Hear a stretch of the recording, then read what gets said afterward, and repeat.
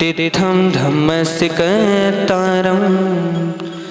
जलो देवादिव्य गुजरात महावीर भगवान की, मुनि कुंजर ज्येष्ठाचार्य गुरुवर आदि सागर जी महाराज की, तीर्थ भक्ति शिरोमणि आचार्य श्री महावीर कीर्ति जी महाराज की, वात्सल रत्नाकर आचार्य शिक्षण निमल सागर जी महाराज की, जवल परम पूज्य तपई सम्राट महातपो मार्तंडाचार्य वन सनमति सागर जी महाराज की, जवल परम पूज्य चतुर्थ पट्टाधीश आचार्य वन शिक्षण सुनील सागर जी गुरुदेव की जय हो। समस्त आचार्य संघ की जय। एक बार की बात, एक नगर का राजा कई दिनों से काफी परेशान था। सभी मंत्रियों ने उनसे पूछा कि राजा जी आपको क्या परेशानी है। तो सब मंत्रियों ने कहा कि कई समय हो गया हमारे घर में कोई संतान नहीं है। तो सब मंत्रियों ने योजना बनाई और वो किसी तांत्रिक के पास गए। उस तांत्रिक से उन्होंने उपाय पूछा और आकर राजा को बताया कि आपकी पुत्र उत्पत्ति होने के पीछे एक बच्चे की बलि देनी होगी। तो राजा ने कहा ठीक है, पूरे नगर में खबर पहुंचा दी कि जो भी अपना बच्चा राजा को देगा उसे बहुत सारे सोने की मोहरें आदि धन दिया जाएगा। तो उस गांव में एक गरीब परिवार था, उसके 4-5 बच्चे थे। तो उस बच्चे ने, उस गरीब परिवार ने कहा कि अपने 4-5 बच्चे हैं और उसमें से एक बच्चा है जो बहुत धर्म ध्यान करता है, गुरु के पास ही रहता है, साधु की संगति करता है, कमाता वगैरह तो है नहीं, इससे अच्छा हम लोग इसी को ही राजा को सौंप देते हैं। तो उस परिवार ने राजा को वो बच्चा सौंप दिया। उसके बाद तांत्रिक आया। तांत्रिक ने उस बच्चे की बलि के लिए सभी प्रकार की तैयारी कर रखी थी। राजा आया, राजा ने उस बच्चे से पूछा कि बेटा तुम्हारी अंतिम इच्छा क्या है। तो उस बच्चे ने कहा क्यों? बोला अब तुम्हारी मृत्यु होने वाली है तो तुम्हारी अंतिम इच्छा क्या है। उसने सोचा, उसने कहा कि मुझे रेत ला के दो। सभी लोग सोच में पड़ गए, तांत्रिक भी सोच में पड़ गया, मरते समय रेत का क्या करेगा। राजा भी सोचा कि मरते समय ये रेत का क्या करेगा। तो उसकी इच्छा थी तो क्या किया, रेत ला कर दी। उस लड़के ने उस रेत की 4 ढगली बनाई, क्रम से 1 2 3 4 ढगली बनाई। और वह बच्चा सबसे पहले पहली ढगली के पास गया, उसने उसे तोड़ दिया। उसके पास वो फिर दूसरी ढगली के पास गया, उसको भी उसने तोड़ दिया। फिर तीसरी ढगली के पास गया, उसने उसको भी तोड़ दिया। और अंत में चौथी ढगली थी, उसके पास जाके वो हाथ जोड़कर बैठ गया। ये सब दृश्य राजा, तांत्रिक आदि जितने भी मंत्री लोग वहां खड़े थे सब देख रहे थे। सब सोच रहे थे कि बच्चा आखिर कर क्या रहा है। तो उस बच्चे से पूछा, रहा गया नहीं कि तू ये क्या कर रहा है।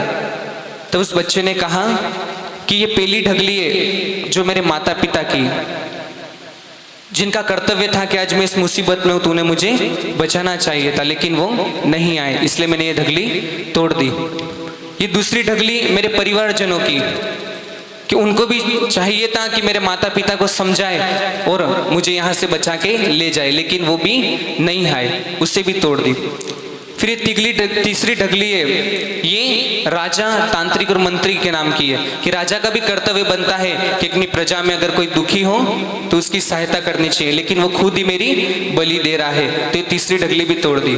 और ये चौथी ढगली है जो मेरे गुरु के नाम की है। मुझे पूर्ण विश्वास है कि मैं, मेरे गुरु की मैंने इतनी सेवा की, उनके सत्संग में गया, उनकी वैयावर्ती की, तो मुझे कहीं ना कहीं लाभ होगा। उसके बाद राजा भी सोच में पड़ गया कि अब इतना अच्छा समझदार लड़का है। तो राजा ने तांत्रिक से पूछा कि क्या इस बच्चे की बलि देने पर मुझे पुत्र की उत्पत्ति होगी क्या। तब तांत्रिक ने कहा कि ये तो तंत्र मंत्र है, आपका पुण्य होगा तो हो जाएगी। तो उस राजा ने सोचा कि क्या पता इसको मारने के बाद कोई पुत्र की उत्पत्ति हो ना हो, मैं इसी को ही अपना पुत्र बना लेता हूँ। और उस राजा ने उसको पुत्र बनाया और उसी समय उसे राजपुत्र की से घोषित किया। तो गुरु की सेवा करने से, गुरु की सत्संग में जाने से, गुरु की सत्संगति करने से हमें कितनी भी बड़ी मुसीबत हो उसमें भी सहायता मिलती है।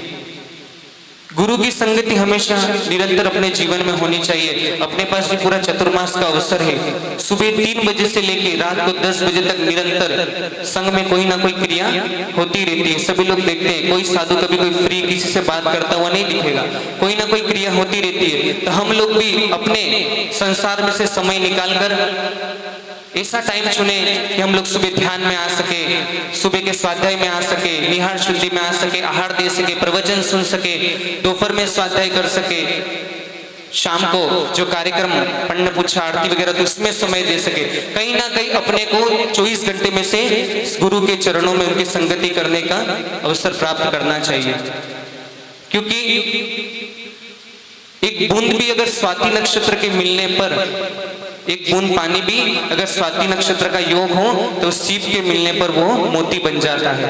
और एक चिंतामणि रत्न भी अगर लोहे से टच हो तो वह भी सोना बन जाता है। तो अपना भी जीवन इसी प्रकार गुरु चरणों में भक्ति में लगाते रहे। ऐसे कई सारे भक्त हैं। आप देख रहे हो राजस्थान वागड़ साइड से इतने सारे परिवार आए हैं, बुढ़ी बुढ़ी अम्माएं हैं, अकेली अकेली पूरा चौका तैयार करते हैं और साधु का प्रगान करती है। चाहे साधु आए तो उनको बहुत खुशी होती, नहीं आए तो क्लेश भी नहीं होता है कि साधु नहीं आए, तो भी वो अगले दिन अपना कर्तव्य करते रहते हैं। तो हम लोग भी अपने जीवन में इसी प्रकार साधु की सेवा सत्संगी करते रहे।